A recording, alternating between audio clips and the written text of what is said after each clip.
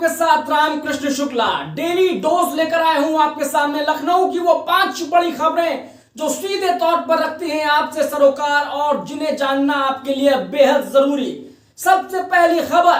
डिंपल यादव मैनपुरी से सांसद बनने के बाद आज दिल्ली पहुंची और ओम बिड़ला ने उन्हें सांसद पद की शपथ दिलाई। इस दौरान अखिलेश यादव भी उनके साथ मौजूद रहे। उत्तर प्रदेश निकाय चुनाव में योगी आदित्यनाथ पूरी तरीके से तैयार हो चुके हैं और चुनावी कमर कस चुके हैं। लोकसभा उपचुनाव और विधानसभा उपचुनाव के बाद अब योगी आदित्यनाथ निकाय चुनाव की तैयारियों में नजर आएंगे, चुनावी रोड शो में नजर आएंगे और तमाम तरीके के जो चुनावी कार्यक्रम है उसमें भी नजर आएंगे योगी आदित्यनाथ। सुहेल देव भारतीय समाज पार्टी के राष्ट्रीय अध्यक्ष ओम प्रकाश राजभर ने अखिलेश यादव पर दिया है बड़ा बयान। कहा अगले 10 बरस तक यूपी की सत्ता में नहीं आएंगे अखिलेश यादव और समाजवादी पार्टी। जनता का विश्वास पूरी तरीके से उन्होंने खो दिया है। भारत जोड़ो अभियान की सफलता के बाद कांग्रेस का नया अभियान हाथ से हाथ जोड़ो अभियान 26 जनवरी से होगा शुरू। योगी आदित्यनाथ और उनके गुरु पर आपत्तिजनक टिप्पणी के बाद अनुराग भदौरिया पर गिरफ्तारी की तलवार लटक रही है, जिसके बाद आज वो सुप्रीम कोर्ट पहुंचे हैं और उन्होंने पूरी तरीके से यहां पर सुप्रीम कोर्ट से अरदास लगाई उनकी गिरफ्तारी को रोकने के लिए। तो खबरों की शुरुआत डिंपल यादव के साथ, जिन्होंने मैनपुरी से लोकसभा चुनाव जीतने के बाद आज वो दिल्ली पहुंची हैं और अखिलेश यादव के साथ दिल्ली पहुंचने के बाद वो लोकसभा पहुंची थी, जहां ओम बिड़ला अध्यक्ष ने उन्हें सांसद पद की शपथ दिलाई है। 8 दिसंबर को आए नतीजों में डिंपल यादव को भारी बहुमत मिला था, जिसके बाद आज डिंपल यादव लोकसभा में सांसद पद की शपथ लेती हुई नजर आई। आपको बता दें कि डिंपल यादव हो या फिर अखिलेश यादव हो, दोनों ही मैनपुरी में जब चुनाव प्रचार के दौरान पहुंचे थे तो लगातार मुलायम सिंह यादव को श्रद्धांजलि देने के साथ साथ उन्होंने अपने चुनावी अभियान की शुरुआत की थी और हर रोड शो में, हर चुनावी रैली में उन्होंने मुलायम सिंह यादव के नाम पर वोट मांगे थे मैनपुरी की आवाम से, जिसके बाद झोली भर भर कर मैनपुरी की आवाम ने डिंपल यादव को सिराखों पर बिठाया और एक दफा फिर यानी कन्नौज के बाद फिर डिंपल यादव को यहां पर मैनपुरी की आवाम ने सिराखों पर बिठाते हुए जीत दर्ज कराने में मदद की है और लोकसभा पहुंचाया है।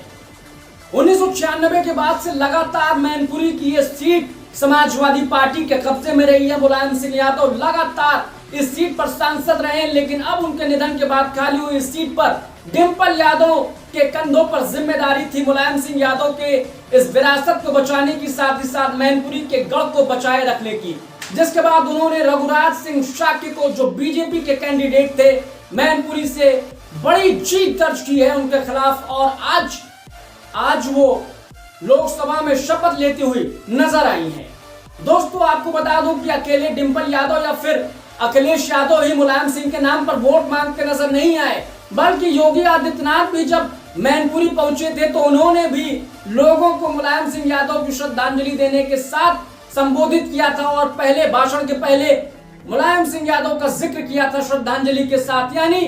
एक तरफ तो अखिलेश और डिंपल का खेमा जो मुलायम सिंह के नाम पर वोट मांग रहा था और दूसरी ओर योगी आदित्यनाथ भी मैनपुरी की उस नब्ज को पकड़ने की कोशिश कर रहे थे जो 96 से मुलायम सिंह ने पकड़ी हुई थी और मुलायम सिंह का नाम लेकर उन्होंने वोट मांगे। लेकिन यहाँ पर जीत मिली डिंपल यादव को, अखिलेश यादव को और समाजवादी पार्टी को।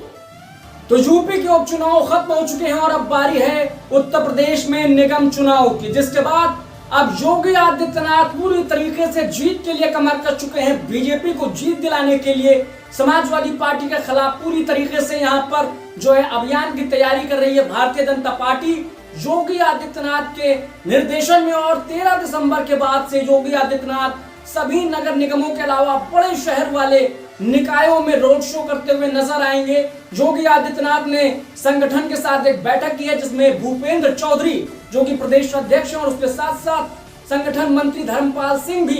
इस बैठक में मौजूद रहे और योगी आदित्यनाथ को तमाम जानकारी निगम चुनाव के बाबत उन्होंने दी है। तो फिलहाल ये बड़ी खबर आपकी स्क्रीन पर कि योगी आदित्यनाथ अब 13 दिसंबर के बाद निगम चुनाव की तैयारियों में पूरी तरीके से जुट जाएंगे और जनसभाएं करेंगे और लोगों से मिलने की कोशिश करेंगे ताकि लोगों को जोड़ा जाए और निगम चुनाव में बड़ी जीत दर्ज की जाए। यहाँ पर बीजेपी के लिए बहुत जरूरी है, जिस तरीके से दिल्ली निगम चुनाव में उसे हार मिली है आम आदमी पार्टी के खिलाफ, तो अब जो जरूरी हो जाता है कि समाजवादी पार्टी, जो कि दूसरी सबसे बड़ी पार्टी है बीजेपी के बाद उत्तर प्रदेश में, उसके खिलाफ किस तरीके से मोर्चा संभालती है और लोगों को एकजुट कर निगम चुनाव में जीत दर्ज करती है। ये योगी आदित्यनाथ के साथ साथ बीजेपी के लिए एक बड़ा और अहम कदम हो सकता है और बड़ी जिम्मेदारी योगी के कंधों पर होगी बीजेपी को निगम चुनाव में जीत दिलाने की। तो भारतीय समाज पार्टी के राष्ट्रीय अध्यक्ष ओम प्रकाश राजभर ने अखिलेश यादव पर बड़ा बयान दिया और कहा है कि अगले 10 सालों तक समाजवादी पार्टी यूपी की सत्ता में नहीं आने वाली है। जी हाँ, एक वक्त अखिलेश यादव के साथ गठबंधन कर 2022 के चुनाव में उतरने वाले ओम प्रकाश राजभर लगातार अखिलेश यादव के खिलाफ बयानबाजी कर रहे हैं और इसी के सिलसिले में आज अखिलेश यादव के खिलाफ उन्होंने जो बयान दिया है कि अगले 10 सालों तक वो सत्ता में नहीं आने वाले हैं, पूरी तरीके से अखिलेश यादव और उनके कार्यकर्ताओं का मनोबल तोड़ता हुआ ये बयान ओम प्रकाश राजभर का। और उन्होंने साफ तौर पर कहा है कि दरअसल लोगों का विश्वास हासिल नहीं कर पा रहे अखिलेश यादव और लोगों का विश्वास अब अखिलेश यादव और समाजवादी पार्टी पर नहीं रह गया है। वहीं अखिलेश यादव और प्रसपा के विलय को लेकर उन्होंने साफ तौर पर कहा है कि जो लोग अखिलेश यादव से और समाजवादी पार्टी से उबे हुए थे वही लोग प्रसपा में गए थे, यानी प्रगतिशील समाज पार्टी शिवपाल यादव की पार्टी में गए थे और अब वही लोग वापस अखिलेश के खेमे में आ रहे हैं। तो ये कोई नई बात नहीं और पूरी तरीके से उन्होंने अखिलेश पर हमलावर होते हुए कह दिया है कि अगले 10 सालों तक अखिलेश यादव उत्तर प्रदेश की सत्ता में आने का सपना भूल जाए। तो कांग्रेस की भारत जोड़ो यात्रा का यहाँ पर विस्तार होता हुआ नजर आ रहा है और अब कांग्रेस 26 जनवरी से हाथ जोड़ो अभियान की शुरुआत करने जा रही है, जो पूरे 2 महीने तक चलेगा। राहुल गांधी की भारत जोड़ो यात्रा की सफलता के बाद अब इसी यात्रा का विस्तार करते हुए उसे एक नया नाम दिया गया है, हाथ जोड़ो अभियान। और अगले 26 जनवरी से लेकर 2 महीने तक कांग्रेस पार्टी जो है वो ब्लॉक स्तर से लेकर जिला स्तर, राज्य स्तर और पूरी तरीके से देश में यहाँ पर हाथ जोड़ो अभियान चलाएगी और महिलाओं के साथ ही युवाओं को अपने साथ जोड़ने की कोशिश करेगी। लोकसभा चुनाव के मद्देनजर ये एक बड़ा अभियान हो सकता है राहुल गांधी और कांग्रेस का और इस तरीके से कांग्रेस अपने अभियान को आगे चला रही है कि 2024 की तैयारियों को कैसे वो अंतिम रूप दे सके और कैसे तमाम लोगों को अपने साथ जोड़ पाए और साथ ही साथ कैसे अपनी खोई हुई जमीन देश की सियासत में वो वापस पा पाए। इस लिहाज से ये बहुत ही महत्वपूर्ण अभियान कांग्रेस का और एक बार फिर से लोगों को जोड़ने के लिए कांग्रेस का यह कदम बेहद महत्वपूर्ण माना जा रहा है।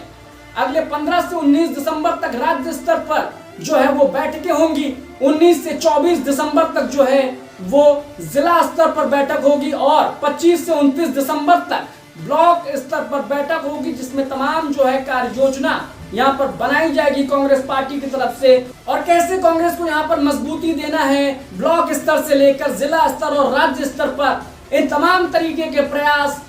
इन आयोजनों में आपको देखने को मिलेंगे। तो समाजवादी पार्टी के प्रवक्ता अनुराग भदौरिया को योगी आदित्यनाथ पर अभद्र टिप्पणी करने के मामले में फिलहाल राहत मिलती हुई नजर नहीं आ रही है। सुप्रीम कोर्ट पहुंचे थे अनुराग भदौरिया के वकील, जहां पर सुप्रीम कोर्ट ने साफ तौर पर कह दिया है कि मामले में अगली सुनवाई जनवरी की छुट्टियों के बाद की जाएगी। यानी जो गिरफ्तारी की तलवार अनुराग भदौरिया पर लटक रही थी वो अब भी बरकरार है और उन्हें कोई राहत मिलती हुई सुप्रीम कोर्ट से यहाँ पर नजर नहीं आ रही है। आपको बता दें कि अभी शुक्रवार को हजरतगंज पुलिस ने एक नोटिस चस्पा किया था उनके घर पर कुर्की के आदेश को लेकर कि अगर अनुराग भदौरिया हाजिर नहीं होते हैं तो उनके घर को कुर्क कर लिया जाएगा।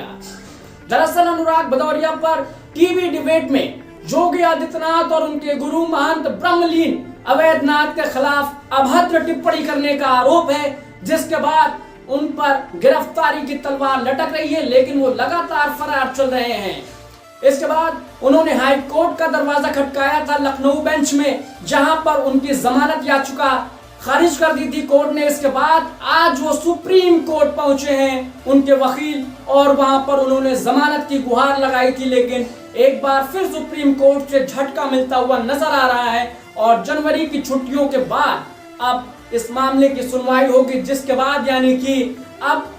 यहाँ पर अनुराग भदौरिया को राहत मिलती हुई नजर नहीं आ रही है और जो गिरफ्तारी उनके खिलाफ मामला चल रहा था गिरफ्तारी का, वो अब भी उसी तरीके से बरकरार है और अगर जल्द से जल्द वो सरेंडर नहीं करते हैं, लखनऊ पुलिस के सामने हाजिर नहीं होते हैं, तो उनके मकान को कुर्क कर लिया जाएगा। ये बड़ी खबर हम आपके सामने टीवी स्क्रीन पर आपको दिखा रहे हैं। फिलहाल लखनऊ से जुड़ी इन अहम खबरों पर हमारे साथ बने रहने के लिए बहुत बहुत शुक्रिया, धन्यवाद। और अगर आपने हमारे चैनल को अभी तक सब्सक्राइब नहीं किया है तो सब्सक्राइब बटन दबा दें और इस वीडियो को लाइक करें ताकि जब भी हम वीडियो बनाएं तो सबसे पहले वो वीडियो आप तक पहुंचे।